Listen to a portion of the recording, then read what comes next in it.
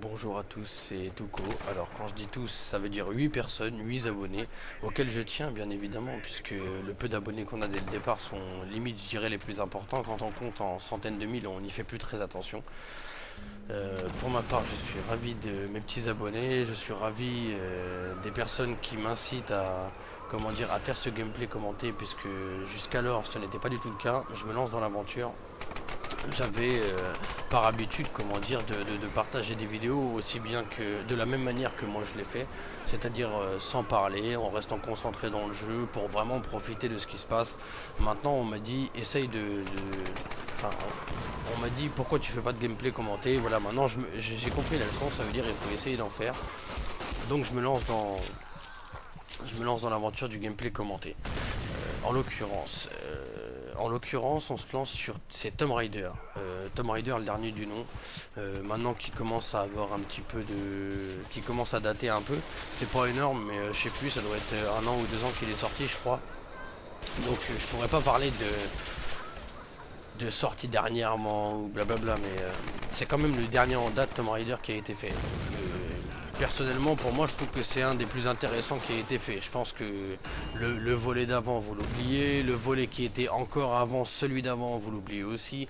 Là, vraiment, ça devient intéressant à partir de maintenant. Le reste, personnellement, j'ai essayé d'y jouer, ça m'a vraiment peu intéressé. En dehors du mode solo, on se retrouve aujourd'hui, c'est le multijoueur. Le multijoueur très intéressant, le multijoueur très riche, le multijoueur très complet, le multijoueur qui a vraiment été pensé. Enfin, je veux dire, c'est pas le truc qu'on fait à la va-vite comme dans certains jeux vidéo. Là, vraiment, ils ont essayé de réfléchir à comment faire bien les choses. Et personnellement, je trouve qu'ils ont relativement bien réussi. Euh, alors, concernant. Concernant la map, je ne sais plus comment elle s'appelle. C'est une map avec, c'est une sorte de désert avec des petites habitations par-ci par-là. L'avantage c'est que vous pouvez grimper à droite à gauche, vous pouvez passer, vous avez des sous-sols, vous avez des étages, au final les maps sont pas extraordinairement grandes, mais quand même vous avez de quoi vous déplacer. Il y a vraiment, il y a vraiment de la surface quand même, je trouve, beaucoup de superficie. Donc ça c'est pour la taille des maps déjà. Les maps sont très belles. C'est au moins aussi joli je trouve que le jeu vidéo. Vous avez à incarner soit alors comment ils s'appellent, les Solaris, soit Lara et ses alliés, plus ou moins. Il y aura une tripotée de personnages que vous pourrez choisir. C'est vraiment qui se débloqueront au fur et à mesure du temps. C'est vraiment très très complet aussi à ce niveau-là. Un nombre de personnages incalculable quand même. C'est vraiment très bien vu. En dehors des personnages, en ce qui concerne les armes, c'est la même chose. Vraiment une très grande quantité d'armes, évidemment à débloquer. Donc au début vous commencez, vous n'avez pas non plus les meilleures armes du jeu. Vous avez un nombre limité d'armes et après au fur et à mesure du temps, au fur et à mesure de votre évolution dans le mode multijoueur, vous débloquerez les autres. N'empêche, vous avez quand même au départ de quoi vous défendre, si je puis dire. Il n'y a pas vraiment, je pense que avec le level, vous devenez plus puissant, vos armes sont plus puissantes et tout ça, mais n'empêche que dès le départ, vous arrivez à faire tomber des gens. C'est pas non plus la personne qui est level 50 que vous n'arriverez plus à faire tomber. Voilà, donc déjà à ce niveau-là, c'est relativement équilibré, relativement réaliste tout de même. Donc ici, on se retrouve sur un mode de jeu consistant à... Alors, pour nous, ça consiste à éliminer, à faire 20 kills. Pour l'ennemi, pour la part de l'ennemi, ça consiste à ramener des trousses de soins dans un endroit défini. En l'occurrence, c'est un cercle bleu qui est défini sur cette map là. C'est une toute petite zone hein, pour eux. Ils ont la trousse à aller chercher, ils la ramènent dans leur point, ça comptabilise un point, ils en ont 5 à faire. Nous devons les empêcher et il faut pour ça cumuler 20 kills en tout. Alors les kills c'est pas vous tirez sur quelqu'un, il tombe, il est mort. Non. Alors les kills c'est que vous tirez sur quelqu'un, il tombe.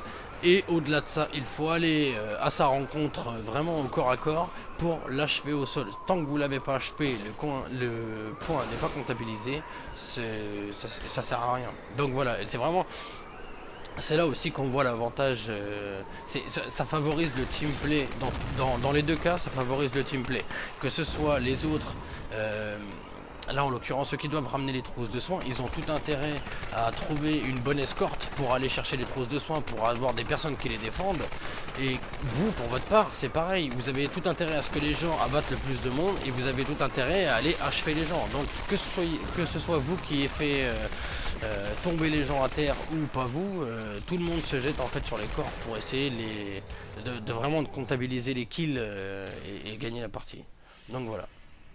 Ça, de ce côté-là, c'est vu. Là, en l'occurrence, partie gagnée, 20 sur 20 kills pour nous, contre 3 sur 5 trousses de soins pour eux. Donc voilà, partie correcte, on va dire, pour un départ, comme vous pouvez le voir, niveau 7. Alors, les tout premiers niveaux, c'est assez difficile, parce que je trouve que c'est, au niveau des objectifs, c'est mal défini. Des fois, on voit pas forcément, des fois, il y a des choses qui s'affichent pas à l'écran. Alors, peut-être c'est voulu, mais du coup, des fois, ça arrive qu'on rame pas mal, en fait, au départ. Un petit récapitulatif de tout ce que vous avez pu effectuer dans votre manche en attendant le retour au salon.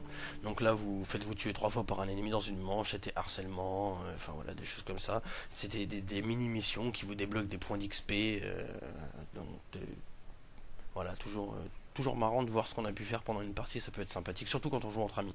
Là vous aviez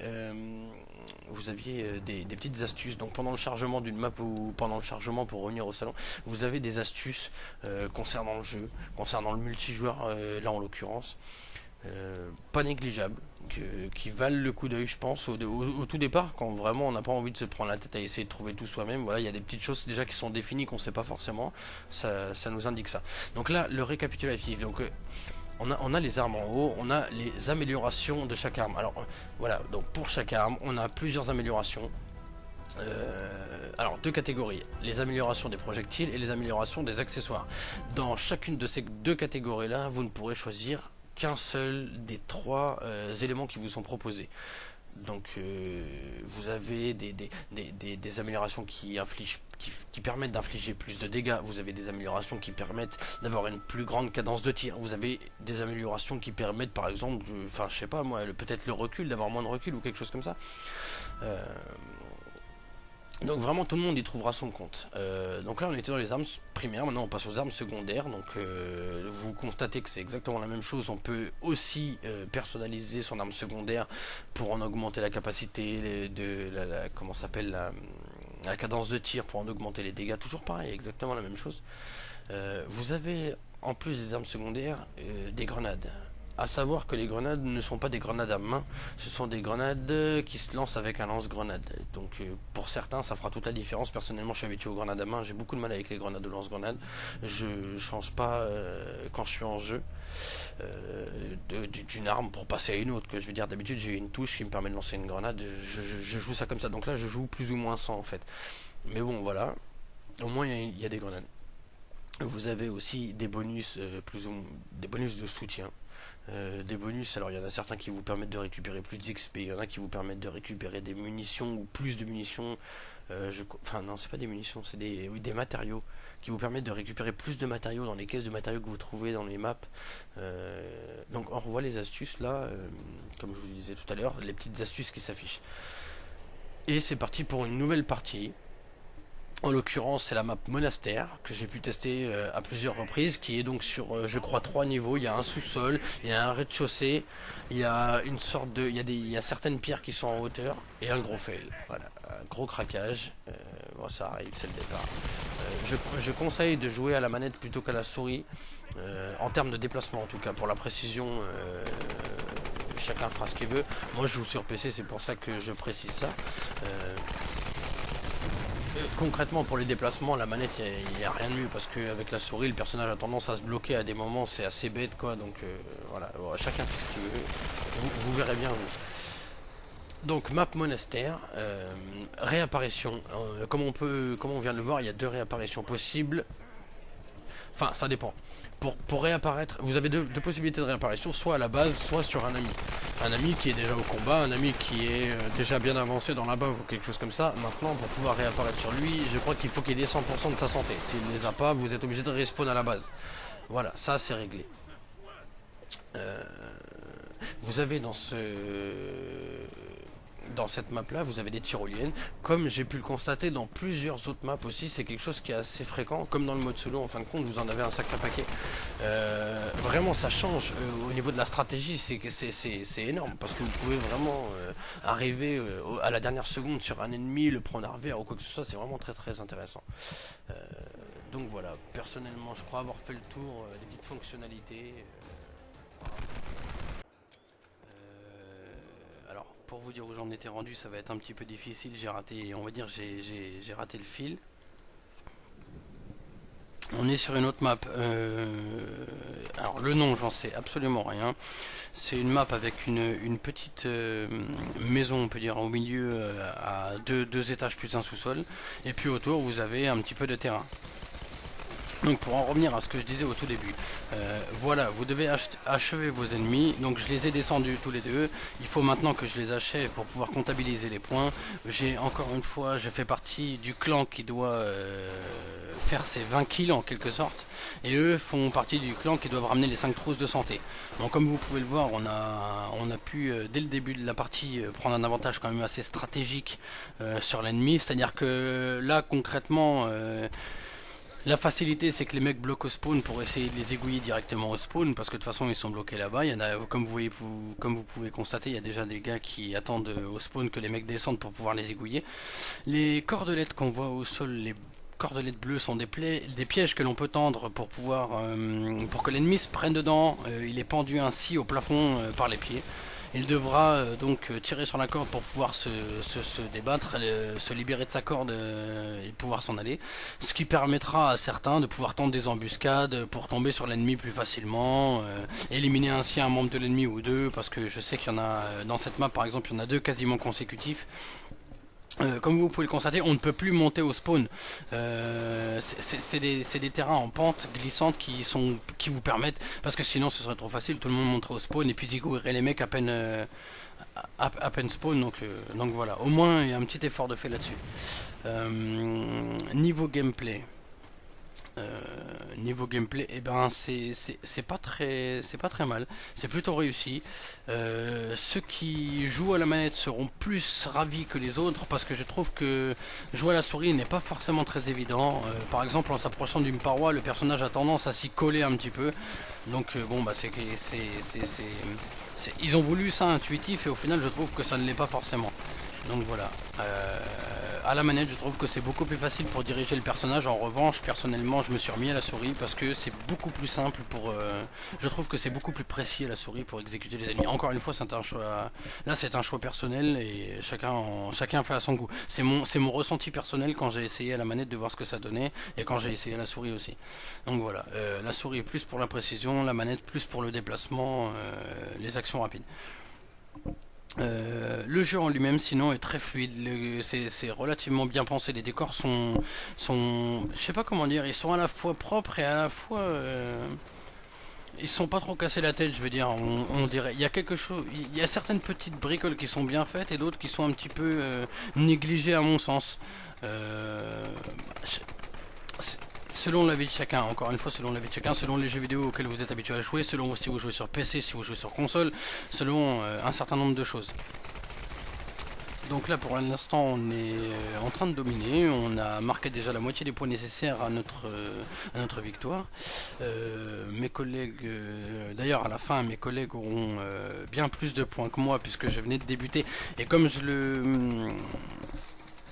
Et chose à préciser dans ce jeu Tomb Raider, c'est pas un FPS, c'est pas un jeu où vous aurez un ratio de 4 ou quoi que ce soit. Il vous faudra, en plus d'abattre les ennemis, ce qui déjà prend un certain temps, puisque c'est pas des précisions de FPS, c'est pas la même chose. Ça vous prendra un certain temps de faire tomber 3-4 ennemis des fois.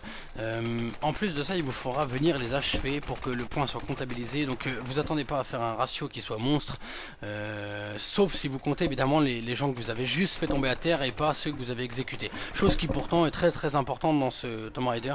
Il y a vraiment que ça qui compte, en tout cas dans ce mode de jeu là.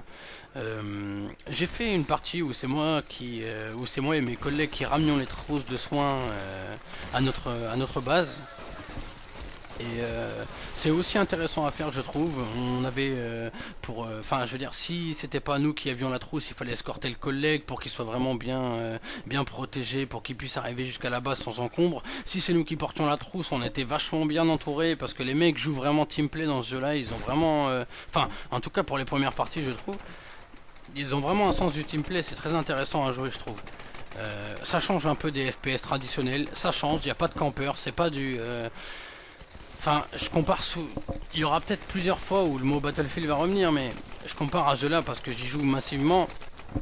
Et je sais que, même si ça n'a rien à voir, je fais une comparaison qui est conne, c'est que dans tous les jeux on peut camper, dans tous les jeux on peut... mais dans ce jeu-là, il y a peu de joueurs, donc vous pouvez pas vraiment camper. Et puis si vraiment vous campez, on peut vous prendre à revers très très facilement. C'est vraiment très simple. Donc... c'est plus intéressant à jouer. Vous n'avez pas à vous soucier de est-ce que vous pourrez faire deux pas sans vous faire zigouiller toutes les 2 minutes. Non, c'est le pur plaisir de jouer. Personnellement, c'est vraiment que du bon. Euh, donc voilà. Les ennemis, une fois que vous les abattez, peuvent se défendre au sol, donc ils n'ont plus que leur arme de poing pour se défendre. Mais ils peuvent faire vraiment pas mal de dégâts. De toute manière, ils peuvent pas être tués à distance, donc vous serez obligé. Enfin, si vous êtes en face d'un ennemi qui vous canarde, vous serez obligé, et qui s'est fait toucher, qui est au sol, vous serez obligé d'aller vers lui et de vraiment de l'achever à coups de piolet. Si vous essayez de l'abattre de loin, ça ne fonctionne pas. Ça incite à se déplacer, ça incite à se mettre en danger, ça incite à ne pas rester caché. C'est vraiment un jeu qui, pour moi, c'est vraiment un jeu très très intéressant par rapport à ça. Bon, là en l'occurrence, ils ont pris une grosse volée, une très très grosse volée. Ma foi, tant mieux pour nous. Bon, deuxième du classement pour une des premières parties que je fais, c'est pas dégueulasse. 666, vous aurez retenu la leçon. Donc voilà. À bientôt.